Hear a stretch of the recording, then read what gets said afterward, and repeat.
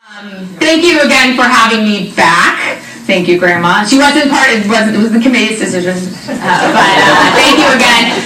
Now, the last time you saw me, I was really talking about whiskey, and so since then, my curiosity has taken me to wine. But a lot of that still has to come back to, alcohol is for the people, so that's going to be a general theme that we're going to run with today. But I think you probably remember this from the last time I was here. I like to sort of get a survey of the audience. First question for you all. Raise your hand if you like wine. Okay, great. We're in a good place to start. Second question. Have you ever been to a store and been overwhelmed by the amount of wine that is out there? Yes. Check your hands. Yes, okay. Have you been confused? Have you ever been confused of why that bottle is cheap and that bottle is $300? Yes, okay, great. So today I want to sort of do a little bit of a deep dive into how we got there. We're going to look at the modern wine trade. And what I mean by wine trade is really just the buying and selling of wine at its simplest level. And when we look at this trade, we're really looking at the last 300 years. And the reason why I say the last 300 years is because we've seen moments in scientific understanding, technological innovations, as well as triumph and tragedy in the wine world that have really cultivated to what we are seeing today. Confusion of how did we get there? Why is there so much? And where do I begin? And so the best place to start is our wine bottle. Our wine bottle tells so many stories. So many stories of where it's been, how it got here. And so I want to take a look at three characteristics and looking at the past to understand where we are now. We're going to look at the glass bottle, the bottle itself, the good stuff, the wine inside, and then coming full circle to looking at the complex branding and marketing. And this is a particular stickler for me because I spent my early career working in brand development in the spirits world, and I'm really seeing that there's a lot of a lot of similarities between wine and whiskey. So let's go back. Let's go to the very beginning. We've been drinking wine for years. It's great. For millennia, we have been drinking wonderful wine. Now, early vessels that contained wine were anamorpha. These were ceramic jugs. They were long. They have long tapered necks.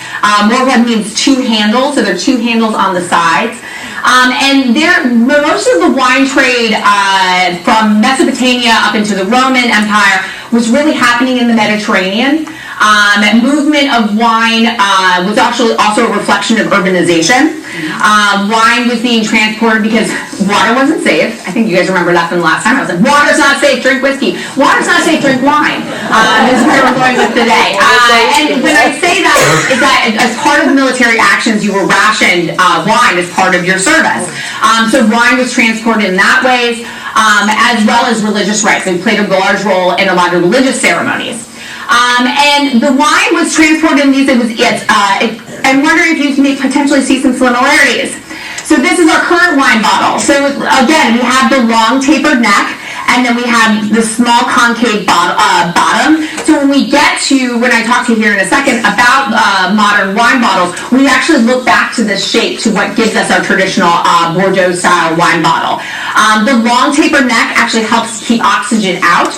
Oxygen is one of those things that can change the flavor of wine really quickly, as well as sediment concave. The sediment will allow it to, with filtration now in most of our innovations that we have today, we don't see a lot of sediments in wine, but that's in early years that was an important part with the pump.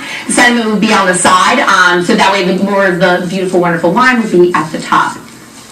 But we don't have our modern wine trade without talking about the glass bottle. Because the glass bottle, the innovations of glass that happened in the late 18th century in England really changed the entire wine world. If you were wealthy and drink it before the invention of the modern wine bottle and the thickness of glass, you had the luxury of having your own custom bottles. These custom bottles you could ship off to your favorite vintner, and they would fill it up and send it back to you and rinse and repeat. But if you were poor and a woman of the people, you were sort of at the mercy of wine merchants. These wine merchants would buy barrels in bulk, particularly in England, and they would fill up bottles for you, or you would drink it from the barrel at your favorite establishment. But the change in that invention of glass made transportation of wine a lot safer, and it would also allowed us for an easier distribution. This current, where we see in the 1780s, we see what's similar to what we had before with that long tapered neck. We're going to see that as a way of major distribution. Bottles could be laid flat, so it was easier to transport, and it was also easier for individual packaging. So that whole invention really sort of changed how wine was distributed and sold throughout Europe. But the most important thing that it really does, in my personal opinion, is that thanks to the modern invention of the thickness of glass in the 18th century, it gives us champagne. So champagne, yes, who doesn't like bubbles? Champagne, which is a region in France, known for its sparkling bubbles, is that it was not known for sparkling wine. Sparkling wine was considered a fault. Because in France and in Champagne, and that region of France, they would have really cold winters. There wasn't an understanding of fermentation, so fermentation would stop. But then when the wine was being stored in the cellars, and then spring would roll around, the temperatures would get a little bit warmer, this bubble would start to produce, but it was dangerous. The thickness of the glass couldn't hold up to the production of CO2 that happens within the bottle, so these bottles would explode. It was very dangerous to work in the cellars at this time. And so the thickness of glass allowed for champagne to have that secondary fermentation in the bottles and allow us to have that beautiful wine that we were able to, sparkling wine that we're able to enjoy today. And a lot of that is attributed to our wonderful Madame Clicquot. Now, Madame Clicquot is really the spearhead of champagne. In the 1800s, she's sort of credited for several different innovations.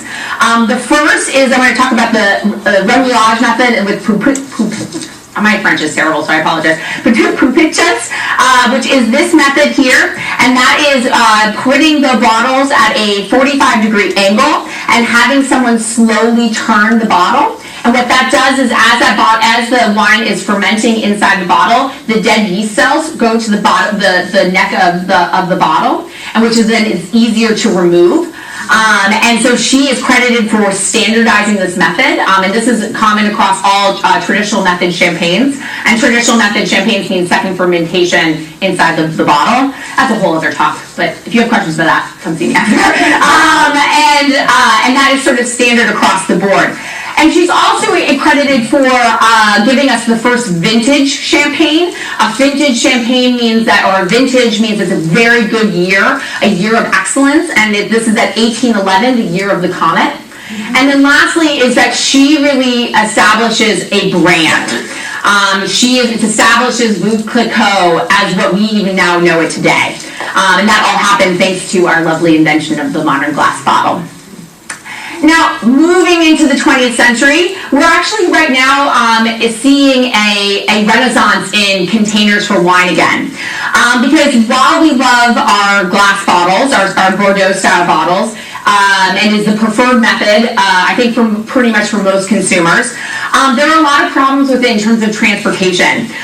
It's rigid, it can break really easy, but most importantly, it's really expensive.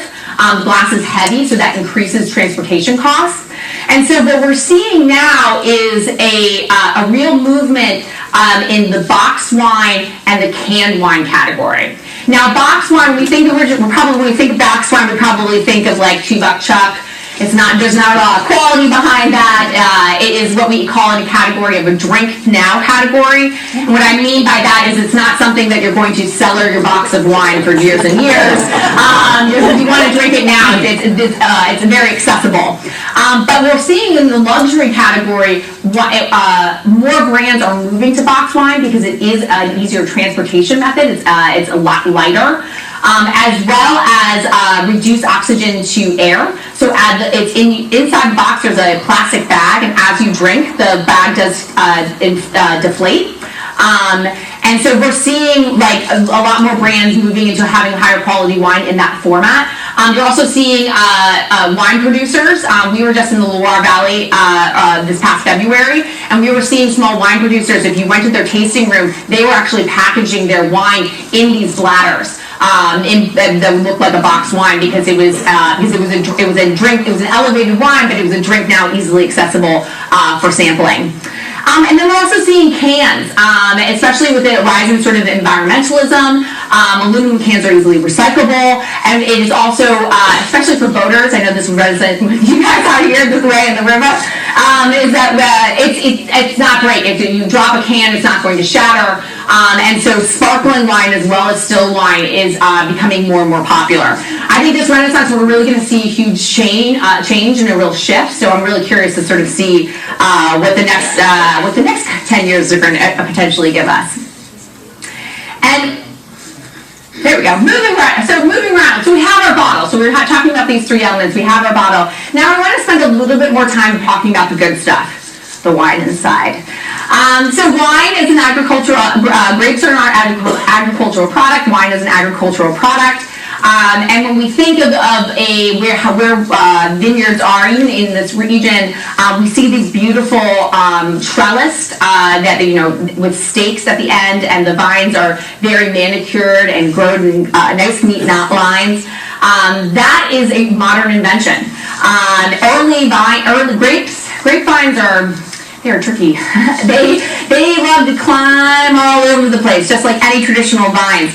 So early methods of vine growing, especially in the Roman Empire, they were using trees to sort of manage the vine, because giving the vine a place to grow. We start seeing some stakes employed for managing vines. If there weren't trees in the field, they were using some sort of stakes. And then we also see monks really sort of we see larger vineyards thanks to our wonderful monks in Europe. They begin sort of having a mishmash of vines, but again using stakes. But there's no real way of controlling this. And what I mean about these grapevines, and I think when I talk about wine grapes, I'm talking about Vitis vinifera. Vitis vinifera is a Eurasian vine that produces every grape that we know of.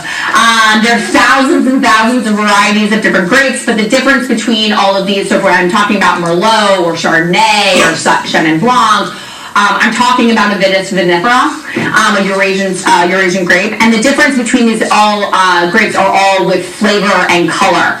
And these are what gives these wonderful properties that gives us these different styles of grapes. And where Vitis vinifera and where we think of major wine growing regions of the world, we're going to look at the 30th and the 50th parallels of each hemisphere. In these sweet spots that we see here, this is like the perfect temperature and gives us moderate temperatures capable of sustaining wine grapes. Now there are definitely influences as we get, for example, if we're talking about Chile and we get closer to the equator, it's a little too hot for some of these grapes, but we do have the cold currents that come up that give us that cooling air to help moderate those temperatures. And in these regions, the climates work really well for growing grapes.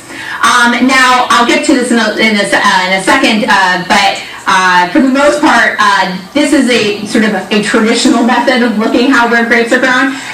Where we're really at in terms of wine growing, this whole map would be lit up because we can really grow wine really all over the world. And what the vine needs to be successful is heat, oxygen, water, carbon dioxide, sunlight, and nutrients. That just by the basic terms, that's what the vine needs to grow. But the real magic in grape growing is up to the viticulturist. The viticulturist is the wine grower. He's the sort of first line of defense. His simple goal is to create a healthy crop. And when he's doing that, he's looking at where's the best site to grow the grape. He's looking at a way to manage that vine that wants to climb all over the place. He's finding a way to sort of manage that. And a lot of that when I mean by canopy management, I'm talking about the vine has a natural tendency to produce what we call green parts. These are the tendrils, the leaves, and the additional vines. And that it takes a lot of energy to produce all those green parts. But for our purposes, we want all that energy, plant energy, to go towards producing really wonderful, delicious grapes.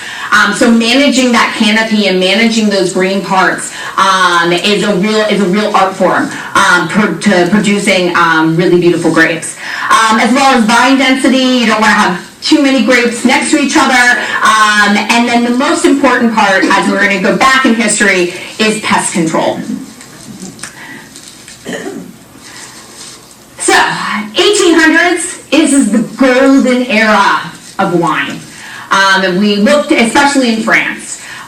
France is the largest exporter of wine. It is the largest producer of wine in the world. Everyone's drinking it. We're also seeing a rise in the middle class. And when the rise in the middle class, folks are spending more money on food and drink. So wine consumption is up, it's skyrocketing. But all of this wonderful triumph is hit with tragedy. And that tragedy is a little microscopic insect native to the Mississippi River Valley called Phylloxera. And what Phylloxera does is it essentially sucks the life out of the vine. It starts at the rootstock that we have here, and so it does take a bit of time before we're actually seeing what that widespread damage would be. And this completely devastates France. Because vineyards at this time were mismatched. They weren't in those beautiful rows that we talked about initially. A lot of these hundreds and hundreds of years of rootstocks are all intermixed with each other. And so when this little microscopic little insect arrives in France, I believe it just sort of hitched its way onto a ship coming over from America. Because in the age of this golden era of wine producing, there's a lot of sharing of knowledge happening. And so sharing of vines as well as colonization. We start seeing other parts of the world as colonization is happening. They want to start growing grapes. Thanks, Thomas Jefferson. Yeah, we throw him in the mix. And we're starting to see grapes growing everywhere. So there's a lot of transfer of knowledge, and unfortunately, the transfer of this little insect. So by 1900, 70% of the vineyards in France are completely destroyed. It's completely wiped out. And that ushers in sort of what is a total turning point for how we see wine today, and that's all because of wine fraud. And so Phylloxera, I sort of covered a little bit of this, but again, there's a mix jumbled of vines, and it wipes out everything. Ultimately, the solution that we do find, it comes from crossbreeding Vitis vinifera with American rootstocks. Because so yes, we saved wine. Is a crossing of American rootstocks, and with that, it allows for this crossbreeding. The American rootstocks were resistant to the pest. So while all of these, in the process of Phylloxera, and when we found the solution of this grafting, we were able to clean out whole vineyards and then start having dedicated rows to each individual variety. So it's a complete reorganization of vineyards. Also, we're seeing that a lot of winemakers couldn't withstand the storm of Phylloxera. They go completely bankrupt, and so we see large acquisitions of land, which then ultimately usher in our large, big brands, especially when we see in France. And the other important part of these nice, beautiful allocated rows is that ultimately in the 20th century, it allows us to invent mechanized modern mechanization for mechanical harvesting. So most grapes are, obviously in the early days are all picked by hands and by individuals, but mechanization in harvesting is a lot cheaper and a lot faster, which then gives us the whole new category of bulk wine. But going back to what I had before, we're talking about this whole overhaul. And then what we see in that overhaul, not only in the vineyards, we also see it on the wine sales and distribution end of things. Because where there is a desire for wine, and we desire this, everyone didn't want to stop drinking French wine just because of black straw, there's a lot of opportunism. And where opportunism happens, there's a lot of some shady business that occurs. So wine merchants will start cutting corners, and this is totally fraudulent wine. They're adding dilutants to existing wine to sort of extend their inventory. And we're also seeing wines coming from Algeria and Northern Africa, where Phylloxera hadn't hit. Wines coming in and being marketed as these prestigious regions. So a Rhone Valley wine in France was not really a Rhone Valley wine from France. It was from something totally somewhere else, typically Algeria. And there's a lot of consumer confusion because when a few years earlier you were drinking a beautiful Rhone and all of a sudden it doesn't taste like the beautiful Rhone that you're used to. So there becomes this huge revolt in France. All wine producers are so angry because they feel they are being taken advantage of, especially in a horrible situation by these wine merchants. So in 1889, we see the first real legal definitions in France of what wine is. And it's defining it as an alcoholic category. And this then allows us to usher in the next several decades of classification systems. Particularly what we're probably more familiar with is with the AOC system, the Appellation d'Origine Contrôlée, and that basically defines that the idea of place where these vines are grown is more important than the actual variety of the wine, and we still see that today. And then because that was the AOC was so popular in France, between 1960 and 1993, we really see the whole full rollout of Italy and Spain all following suit with these classification systems of making the idea that this place where this vine is grown and where this wine is produced, it resonates as a high quality wine. Now I have to spend it just because I love him so much, Louis Pasteur, because I have to spend one real quick moment because it was because of him and his employment from the French government he's a French scientist. He gave us the understanding of fermentation. And this understanding of fermentation, he spent some time working with wine and beer. He gave us the understanding of the other important part of wine quality, which happens in the cellar with our winemaker. Because of his understandings of fermentation, so how alcohol is created, how yeast can play a large role, because before that, most wines were created by yeast is everywhere, and natural occurring yeast were allowing fermentation to happen with wine, but now understanding how we can actually add yeast and control yeast gives us different levels of quality and different styles of wine. And the other important part is that he allows us to further understand how wine is stored. We finally understand why oxygen can create faults in wine and give us sometimes it's great, sometimes it's not great.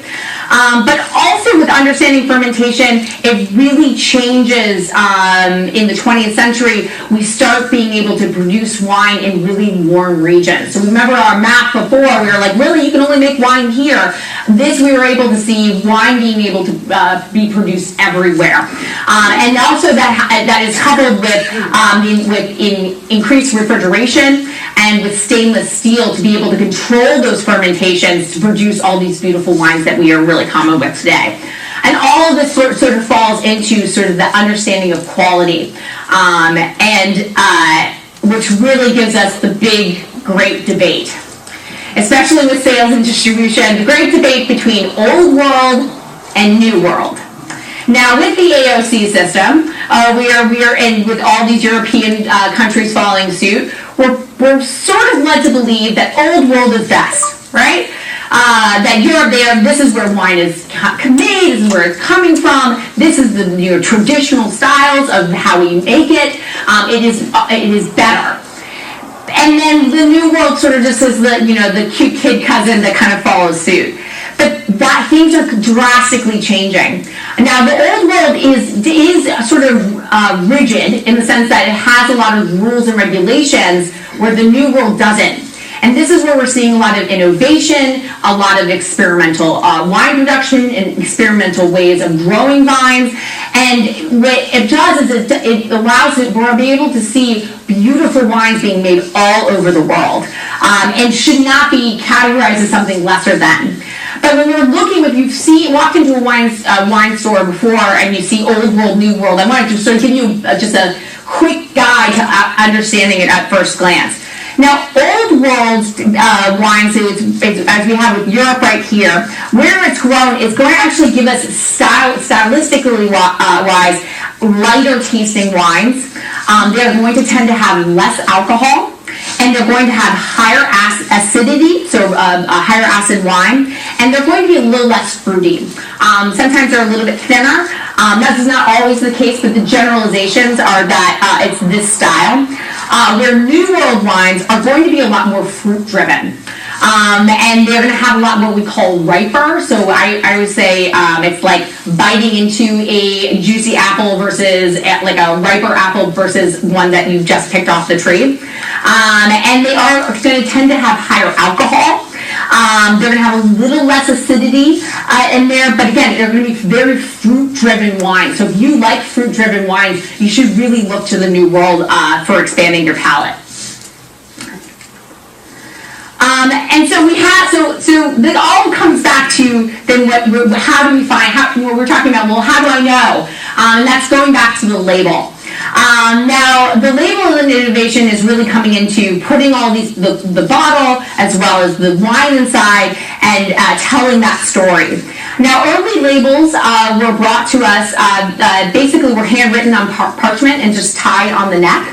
That's how you sort of knew it's inside. But in 1798, with the invention of the lithograph, it gave us wine labels. People were able to produce labels in bulk. It allowed us, then you start seeing pride taking part, and going back to Madame Clicquot, she definitely took advantage of this. And we start seeing more attention to elaborate designs. It's in 1980 where researchers started looking at consumer preferences. They did a large survey of how we make decisions. And they found that it was the design of the label that was more important than what was written on the label. And I think that's why we're definitely seeing and ushering in now today, not only with that creative packaging, with that boxed wine and with those cans, but we're seeing artists employed, we're seeing very funky designs, and that's all that to catch your eye. But I want to go back to it. Still read the label. It's really important. That content information on there is still really important. And how the labels are really divided really into three different ways. And this is like very basic level of understanding of how to read wine labels. So wine labels are first by variety. Varietals are sort of the most common, it's the most common grape, it's the most dominant grape.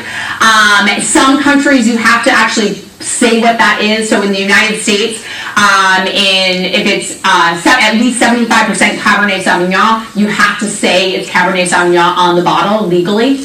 And other places, rules and regulations around the world do have that same sort of standard. So we see it by variety. The next we have it by region, thanks AOC system. And these are labeled by where it's actually made.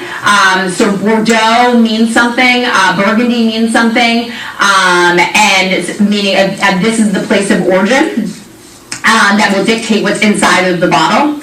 And then we have the fanciful names. Sometimes the names can be the winemaker, sometimes it can be something completely made up. A lot of times with fanciful names, it's usually because it's a variety. It's a blend of many different grapes, so there isn't a dominant grape to put on the bottle. So the fanciful names usually are employed there. But I like to say a pro tip, if you want to spend a lot of money, don't look at the price tag, really look at the specifics. The more specific a wine is on its label, usually means higher quality and higher price tags.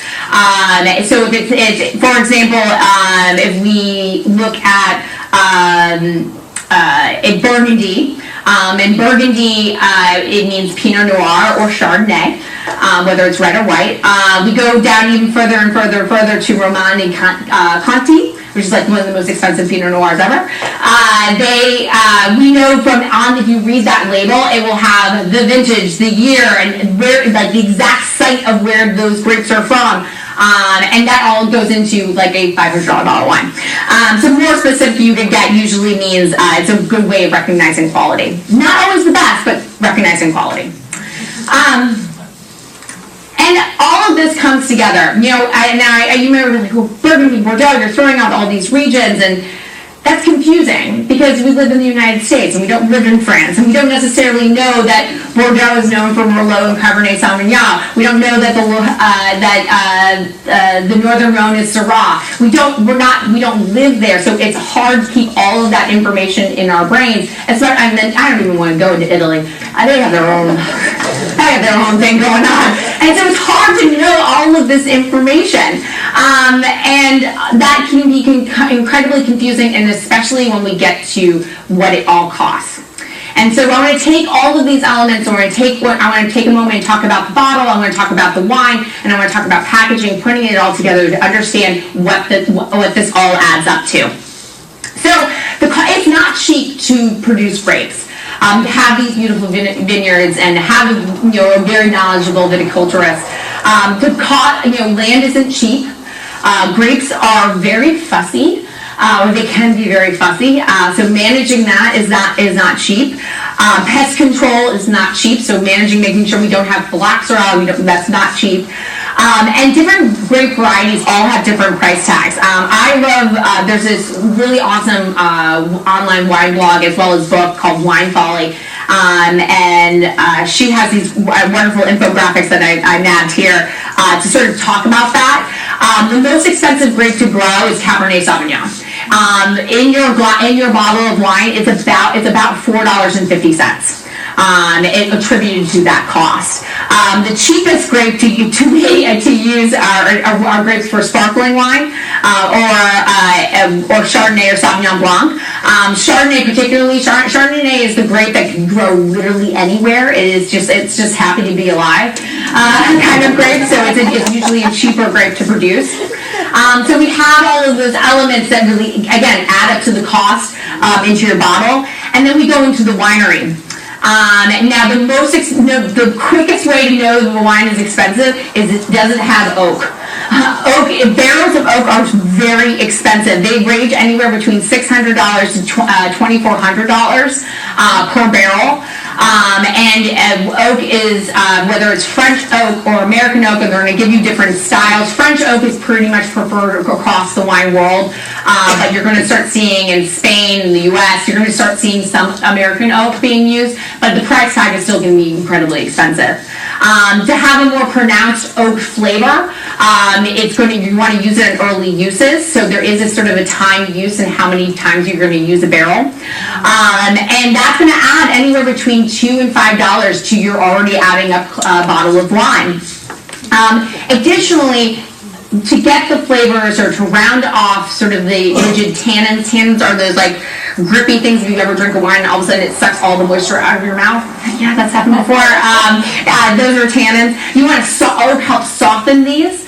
And by softening them, it takes time. And the longer a wine stays in the cellar or where the wine is produced, more and more expensive it's going to be. Again, it's not that drink now category, which is really fruity and accessible.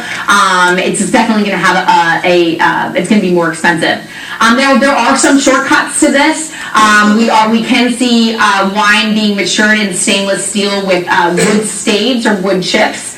I believe I talked about 2 years ago about in being employed in whiskey. We're definitely seeing that in the wine world, but it's not as soft. It can sometimes be a really harsh flavor, but it's also a cheaper way of giving us quicker wine. So a lot of bulk wine from Central Valley in California, especially with Cabernet Sauvignon. And if you've ever been to just like at a fire hall and they've had Cabernet Sauvignon, that's probably what I'm talking about here. They're probably using wood chips to sort of give that rounded out flavor. And then we have into the packaging costs. Packaging increases the cost of wine. Now when we have our cheap bottle of wine, so I'm talking about like $4 or $5, really cheap bottles of wine. The packaging is not really expensive. They're buying things in massive bulk. So it's going to be about 40 cents. But your high quality wine, picking out a beautifully designed label, picking out a custom bottle, adapted on that Bordeaux style, can be upwards of $6 into that bottle of wine. And all of these markups ultimately get passed down to us. And we're really in a pickle. Thanks, Prohibition in the 1920s, because after Prohibition, we were given the 3-tiered system. And that markup, so it's not only expensive to produce that bottle of wine, before that wine even gets to our hands, everyone's got to take a little commission off of that. And the 3-tiered system was a way of controlling alcohol consumption in America, but it's really had a really negative effect.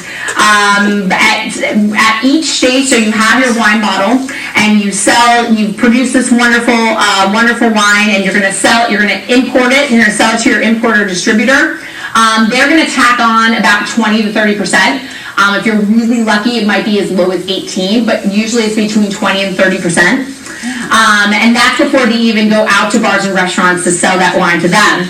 Because then when they go out and if a wine merchant's coming to a bar and restaurant to ask that they put this wine on their list, then they're marking it up another 20 or 30%. And so all of those things go into all of these costs. And it's really hard for a lot of smaller producers. Having a wine go into market or going into a grocery store, while it'd be great and you know it's going to sell a ton, it's really expensive. It's really hard for these higher production costs. For smaller producers have higher production costs. They don't have a lot of the more efficient equipment. And so as a result, they don't really necessarily have that money to make that bigger jump into a larger wine market. And then this is where, this definitely affects my job. I work for a restaurant group, and when most of our wines on our list, when we buy them wholesale, are around $15 to $17 per bottle. But when that markup is going to be added even more, we're really kind with our markups. So if a bottle of wine costs us around $14 wholesale, we're going to mark it up. It's going to be in the 40s. That's a huge jump, right? And so that big jump is really dependent on retail, restaurant to restaurant. I have a little small anecdote. I was in New York, and when I was selling whiskey, and I was with a friend, a sales rep, and we went to several different restaurants that was carrying the same bottle of wine. And in one place, that bottle of wine was $7 by the glass. The next restaurant was $14 by the glass. And then the next restaurant was $23 by the glass. And so there's no regulation in what that controlled cost would be. So my real small tip to everybody is that if you're with more than one person, buy a bottle of wine. A bottle of wine is going to serve about 4 to 5 people. So if you know you're going to have a second glass, that's the best value that you can get. And then I'm not sure how it is in Virginia, but I know in the state of Pennsylvania, if you're eating as well, you can usually take that bottle of wine home with you. So it's not going to waste. So coming full circle, all of these costs and all of these wine qualities all kind of come together to say that I am a wine educator that really stresses that you should be curious. And I'll put this slide back up again. And that I think that the beauty of wine is that it allows us to travel the entire world.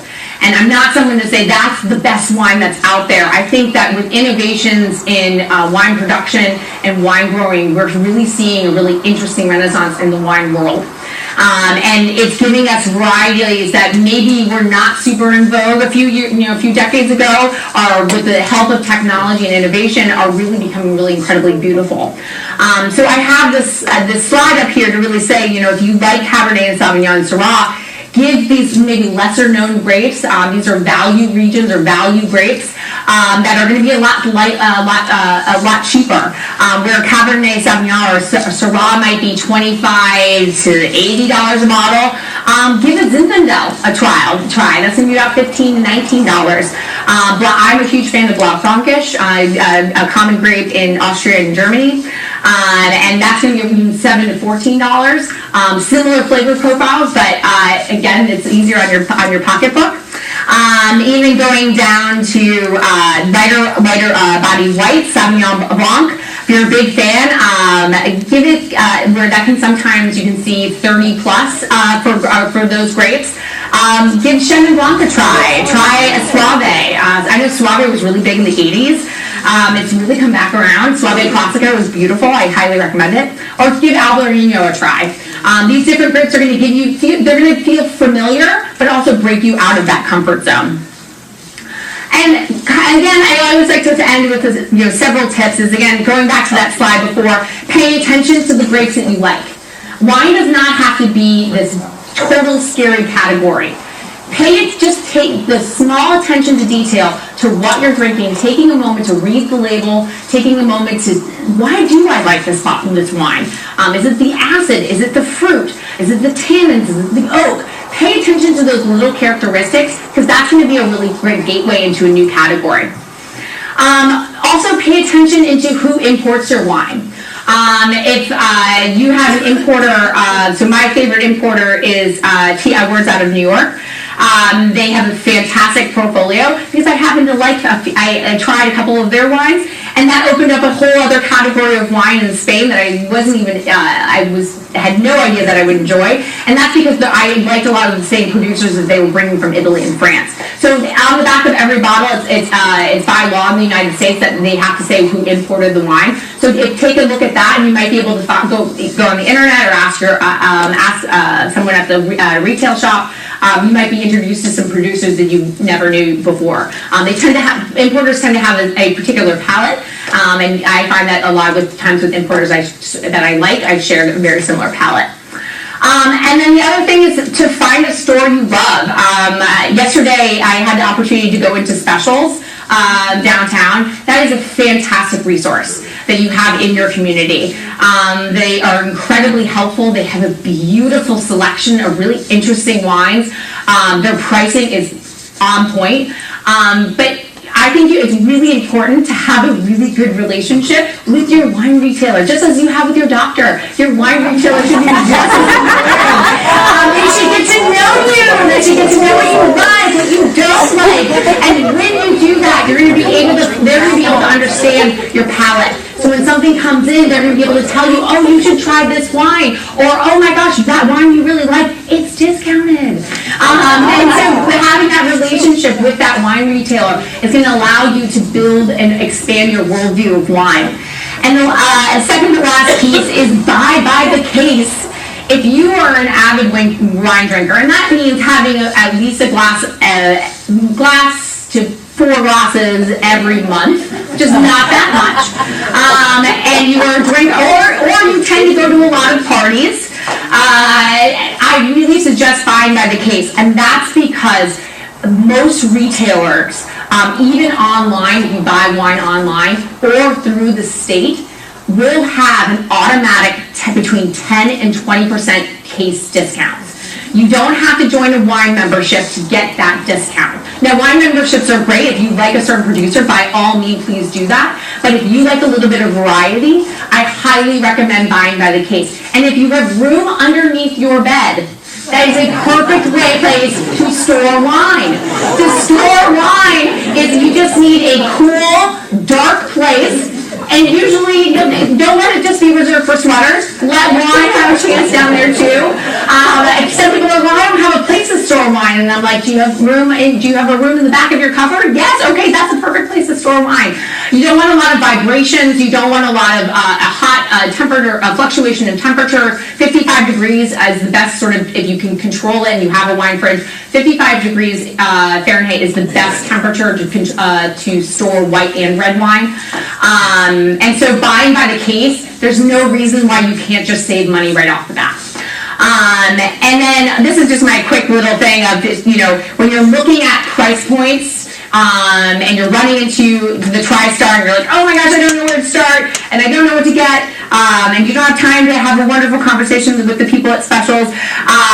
By general rule, an $8 bottle of wine, that is not a bottle of wine you should be holding on to. That should not go underneath your bed. Do not put it there. That is a bottle of wine that you should be drinking within probably that month, because when they bottle it, this is bulk wine, the fruit characteristics can fall out very quickly with time and oxygen, and so you really want to be able to drink that pretty quickly.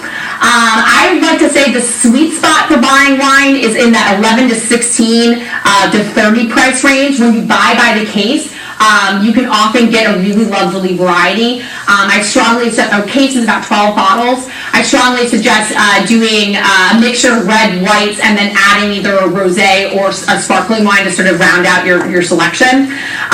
For $11 bottle, that's a weeknight wine. You might get a slightly higher quality with all of those grapes and production costs and packaging costs.